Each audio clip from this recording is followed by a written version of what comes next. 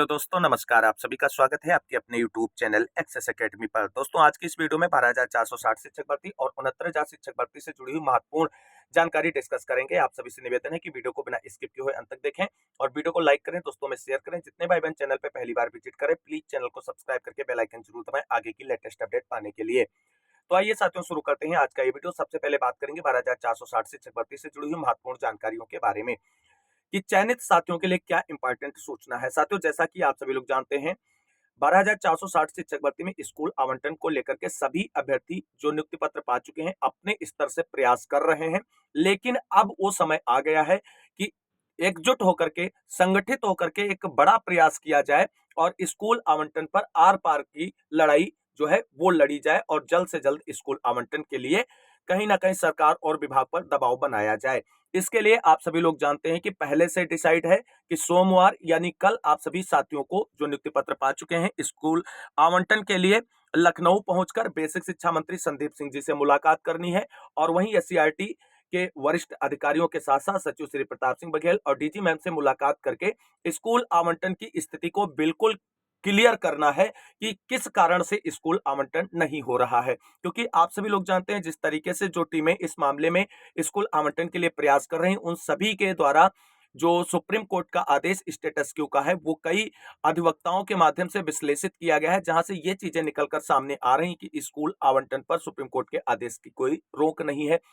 वहीं आपको बता दें, जब ये चीज निकलकर सामने आ रही है अधिवक्ताओं के माध्यम से विधिक राय लेने पर कि सुप्रीम कोर्ट के स्टेटस क्यू का स्कूल आवंटन पर कोई रोक नहीं है, अगर उस आदेश की वजह से सुप्रीम कोर्ट का जो है स्कूल आवंटन पर कोई रोक नहीं है तो स्कूल आवंटन क्यों नहीं किया जा रहा है। तो कल जब सभी चयनित साथी अधिकतम संख्या में लखनऊ पहुंचेंगे, बेसिक शिक्षा मंत्री जी से मुलाकात करेंगे और एससीईआरटी अधिकारियों से मुलाकात करेंगे, वहां से चीजें बिल्कुल क्लियर हो जाएंगी कि स्कूल आवंटन किस वजह से आप सभी लोगों का रुका हुआ है। तो सभी चयनित साथियों से यही कहना चाहेंगे कि आप सभी को अगर इसी फरवरी माह में नियुक्ति चाहिए, स्कूल के अंदर अलॉटमेंट चाहिए स्कूल का, तो सभी संगठित होकर के लखनऊ पहुंचे और जो चीजें हैं बिल्कुल क्लियर करें और आगे की कार्रवाई सुनिश्चित करने को लेकर के सरकार और विभाग पर दबाव बनाने का प्रयास करें।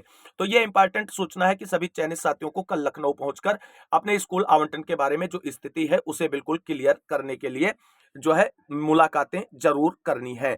अब बात कर लेते हैं कि स्कूल आवंटन को लेकर के आप सभी का जो प्रयास है वो लगातार जारी रहना चाहिए और स्कूल आवंटन जल्द से जल्द कराना है। ये सारी चीजें आप अपने बिल्कुल दिमाग में बिठा करके प्रयास करते रहें। अब जब आप वहां पहुंचेंगे तो वहां से बिल्कुल क्लियर हो जाएगा कि स्कूल आवंटन किस वजह से रुका हुआ है। डीजी मैम ने बोला था कि 2 दिनों के अंदर आपकी लिस्ट पर न्याय विभाग की तरफ से फाइनल डिसीजन आ जाएगा कि क्या कार्रवाई सुनिश्चित करनी, वो भी जानकारी आपको निकलकर सामने आएगी कि जो लिस्ट पर न्याय विभाग की ली गई है सलाह, तो न्याय विभाग ने किस तरीके से मामले को आगे प्रोसीड करने के लिए कहा है, क्या सुप्रीम कोर्ट की परमिशन लेने की बात कही है न्याय विभाग ने 12,460 शिक्षक भर्ती में नियुक्ति पाए अभ्यर्थियों के स्कूल अलॉटमेंट पर, या पहले ही जो है स्कूल आवंटन के लिए परमिशन उसने दी है, वो चीजें क्लियर होंगी।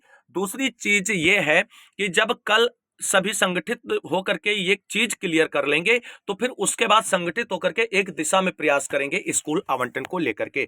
तो आप सभी लोगों का जो प्रयास है सराहनीय है और लगातार ये प्रयास जारी रहना चाहिए, रुकना बिल्कुल भी नहीं चाहिए। लेकिन कल के लिए जो प्लानिंग की गई उसे जरूर सफल बनाना है सभी चयनित साथियों को मिल करके, क्योंकि अब आपकी नौकरी आपके संघर्ष और प्रयास पर डिपेंड करती है कि कितनी जल्दी आपका स्कूल आवंटन होगा, ये आपके संघर्ष पर डिपेंड करता है। अब बात कर लेते हैं, अगर सुप्रीम कोर्ट के आदेश की वजह से स्कूल आवंटन पर कोई डिले नहीं है तो विभाग और सरकार पर दबाव बनाया जाए, स्कूल जल्द से जल्द आवंटित हो, क्योंकि फरवरी माह ही आप सभी के पास है स्कूल आवंटन को लेकर के। उसके बाद लोकसभा चुनाव के आचार संहिता वगैरह ये सारे प्रोसेस शुरू हो जाएंगे तो वहां पर दिक्कतें होंगी।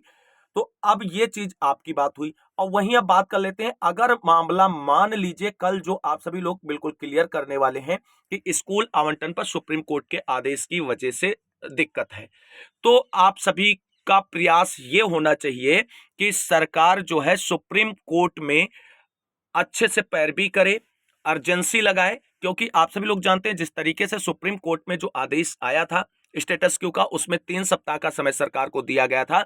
एफिडेविट फाइल करने के लिए 3 सप्ताह से अधिक का समय बीत गया है। सरकार की तरफ से एफिडेविट नहीं फाइल किया गया है। और अब आप मानकर चलिए कि सुप्रीम कोर्ट की सुनवाई जो 12,460 शिक्षक भर्ती में लगी हुई है वो 28 फरवरी को ही होगी उमेश चंद्र वाली याचिका पर। और उससे पहले अगर सरकार की तरफ से अर्जेंसी फाइल कर दी जाए और एफिडेविट लगा करके सुनवाई कराने का प्रयास किया जाए तभी कुछ जल्द से जल्द निस्तारण हो सकता है। तो जब कल स्थिति क्लियर होगी और अगर सुप्रीम कोर्ट के आदेश के अकॉर्डिंग जो है आप सभी के स्कूल अलॉटमेंट को डिले किया जा रहा है, तो इसके लिए सरकार पर दबाव बनाया जाए और विभाग पर दबाव बनाया जाए कि विभाग जल्द से जल्द सरकार का एफिडेविट फाइल कराए सुप्रीम कोर्ट में।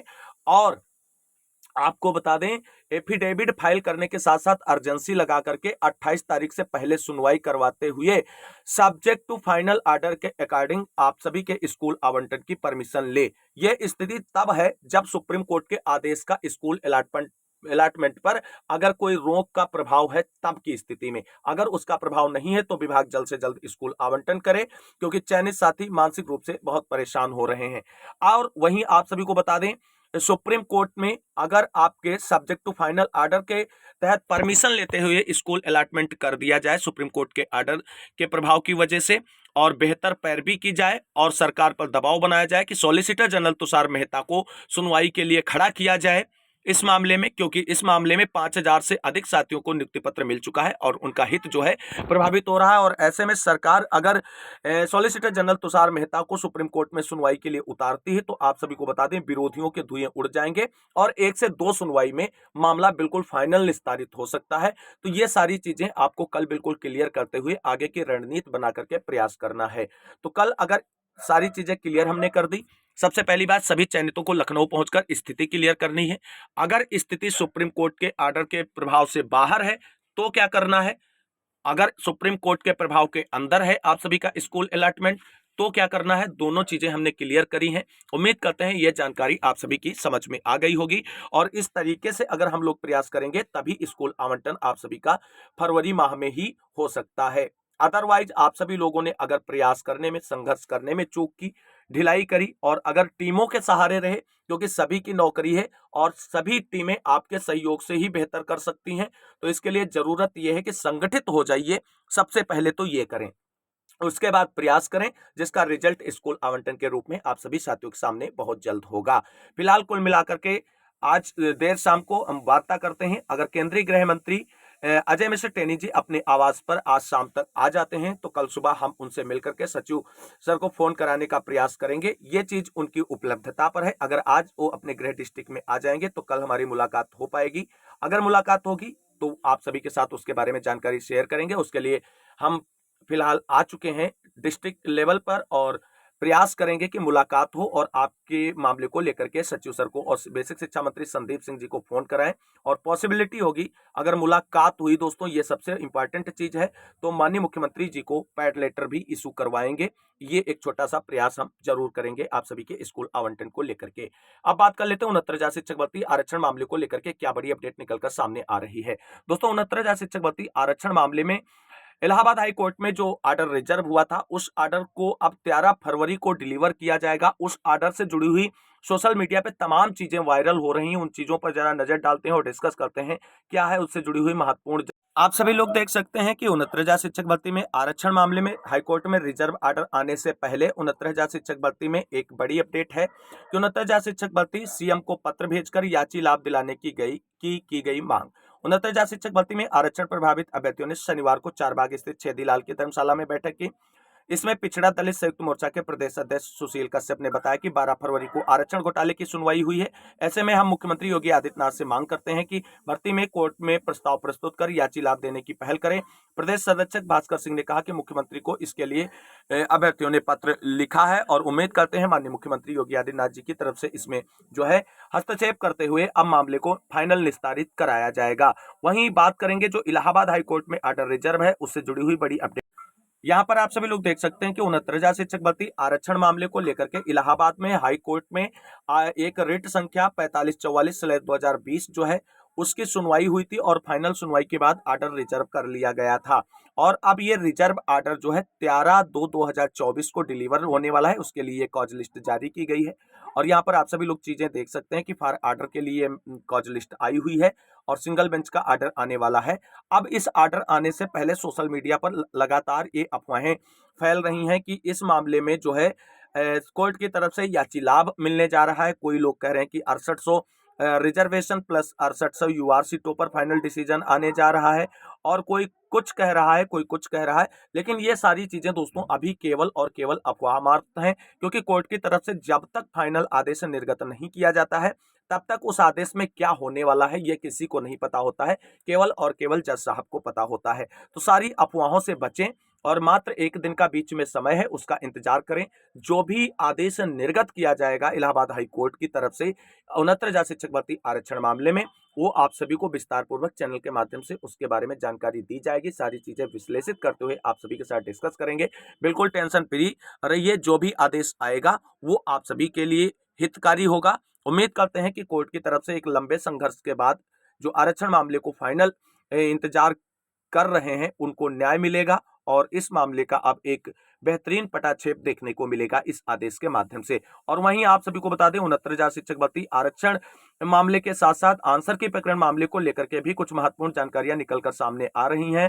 यहाँ पर आप सभी लोग देख सकते हैं कि 69,000 शिक्षक भर्ती आंसर की प्रकरण मामले से जुड़ी हुई कुछ बड़ी अपडेट निकलकर सामने आ रही कि शिक्षक भर्ती में एक अंक देने के मामले में 22 को होगी सुनवाई। एक प्रश्न का उत्तर गलत होने के कारण मेरिट में एक अंक से पीछे रह गए अभ्यर्थियों को एक अंक का लाभ देने संबंधी आदेश का पालन न होने पर दाखिल अवमानना याचिका पर इलाहाबाद हाईकोर्ट 22 फरवरी को सुनवाई करेगा। यह मामला 69,000 सहायक अध्यापक भर्ती से जुड़ा हुआ है। यह आदेश न्यायमूर्ति विकास बुधवार ने विजय भारती व अन्य की अवमानना याचिका पर अधिवक्ता अनुराग त्रिपाठी, राहुल मिश्र व अन्य को सुनकर दिया है। अवमानना याचिका में एकल पीठ और स्पेशल अपील में हाईकोर्ट के आदेश का पालन करने की मांग की गई। हाईकोर्ट ने ऐसे अभ्यर्थियों को एक प्रश्न के गलत उत्तर के एवज में एक अंक देने का निर्देश दिया था, जो एक अंक कम होने से मेरिट में आने से रह गए थे। अब इसमें अगली सुनवाई 22 तारीख को लगी हुई है और आप सभी लोग जानते हैं 69,000 शिक्षक भर्ती से कई मुद्दे हैं जुड़े हुए हैं, जैसे आरक्षण मामला, ईडब्ल्यूएस रिजर्वेशन मामला, आंसर की प्रकरण मामला।